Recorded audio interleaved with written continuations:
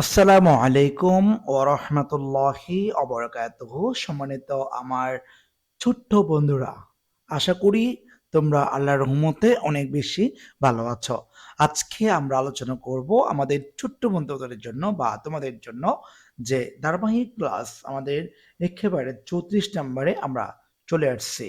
আমরা অবশ্যই right form of verbs নিয়ে আলোচনা করি, যেগুলো বা আমাদের ছোট্ট বন্ধুদের জন্য সবচেয়ে কঠিন বিষয় হয়ে দাঁড়িয়ে আছে। সেগুলো প্র্যাকটিস কিন্তু সব জায়গায় করা যাবে। আপনি নতুন বা পুরাতন এই মনটা না, আপনি চাইলেই সব জায়গায় প্র্যাকটিস করতে পারবেন। ঠিক আছে? যে কোনো বই, পুরাতন নতুন সব কিছু থেকে আপনি প্র্যাকটিস করতে পারবেন। মূল সমস্যা হচ্ছে আপনাকে প্র্যাকটিস করতে হবে।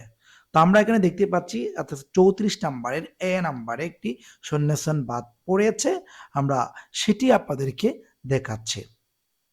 প্রথমত আমরা দেখব যে এটি কোন বা কোন কালের কথা নির্দেশ করেছে, কি প্রেজেন্টের নাকি অতীতের বা বা কোনটা বলছে সেটা আমরা আগে একটু দেখে নেব।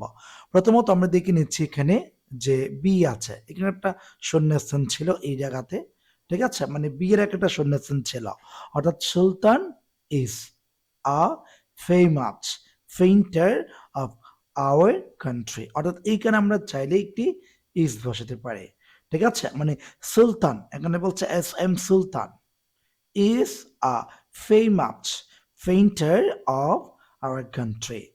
তারপরে বি নাম্বার দেখতে পাচ্ছি আমরা এখানে যেহেতু অতীত নির্দেশক একটি শব্দ আছে, সেক্ষেত্রে আমরা টু বি ভার্ব থেকে আমরা কি বসাতে পারি, ওয়াজ বসাতে পারি। ঠিক আছে, ওয়াজ বসাবো। কেন ওয়াজ বসাবো? এখানে যে হি আছে না, এই হিটা হচ্ছে থার্ড পারসন সিঙ্গুলার, এই জন্য আমরা এইখানে সর্বদা ওয়াজ বসাবো। অর্থাৎ হির সাথে ওয়াজ বসে, কখনো ওয়ার বসতে পারে না। আচ্ছা, এরপর আমরা পরবর্তী দেখে নেব। পরবর্তী দেখতে পাচ্ছি হিজ ফ্যামিলি, তার পরিবার, third person singular, not have বলেছে। তো নট হ্যাভ মানে হচ্ছে আমরা এখানে যেটা দেখতে পাচ্ছি সেটা হচ্ছে হ্যাজন্ট হবে। ঠিক আছে, হ্যাভ হবে না। কেন? যে এখানে হিজ ফ্যামিলি, তার পরিবার, এটি থার্ড পারসন সিঙ্গুলার, এই জন্য আমরা হেড নট দিয়েছি। ঠিক আছে, হেড নট। আমরা যেহেতু হেড নট দিব, তবে এইখানে একটা ভার্বের প্রয়োজনীয়তা আছে। ভার্বটা কি? সেটা হচ্ছে বিন। ঠিক আছে, অর্থাৎ has not been, has not the family, has not been a lot of money.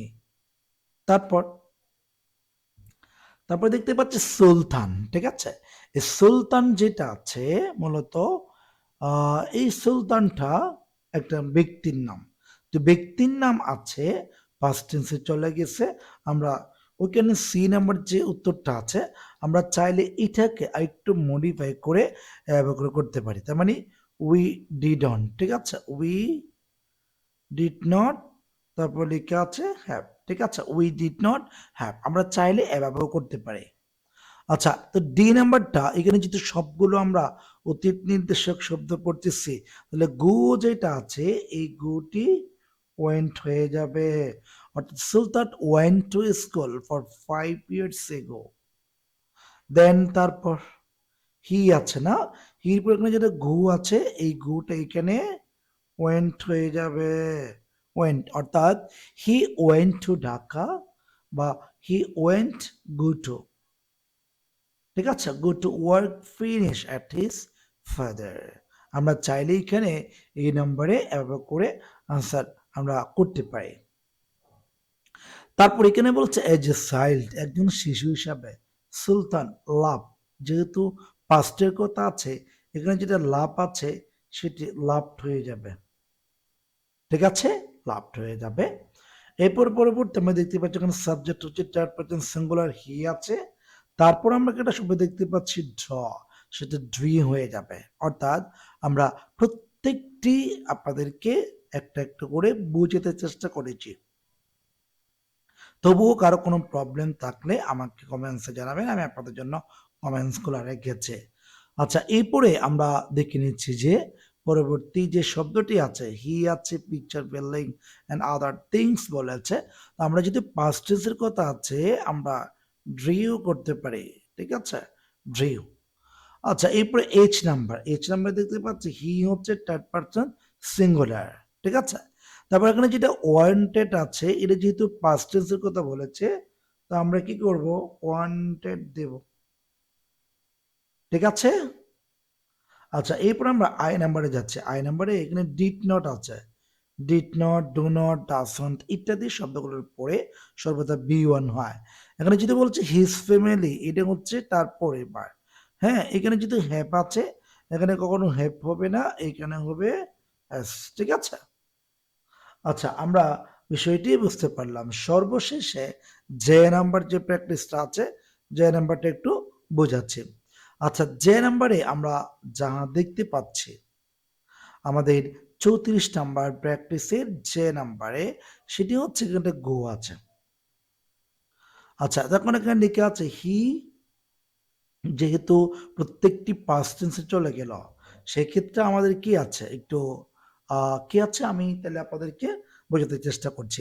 তো এখানে যেহেতু গ্যাট আছে, এই গ্যাট শব্দটি এইখানে এসে গট হয়ে যাবে, কেননা যে সাবজেক্টের পর ভিটু। ঠিক আছে? আশা করি আমরা বুঝতে সক্ষম হয়েছি, বা সম্পূর্ণ একটি একটি করে আপনাদের বোঝানোর চেষ্টা করছি। ক্লাস যদি ভালো লেগে থাকে অবশ্যই একটি কমেন্টসে আপনার মন্তব্য জানিয়ে যাবেন। আর যদি কারো কোনো সময় কোনো কিছু বুঝতে সমস্যা হয়, সেটি কমেন্টস খোলা আছে, আপনারা কমেন্টসে বলবেন, ইনশাআল্লাহ আমি উত্তর দেওয়ার চেষ্টা করব। তো আজকে এই বলে আপনাদের কাছ থেকে বিদায় নিচ্ছি। সবাই ভালো থাকবেন, সুস্থ থাকবেন। আসসালামু আলাইকুম ওয়া রাহমাতুল্লাহ।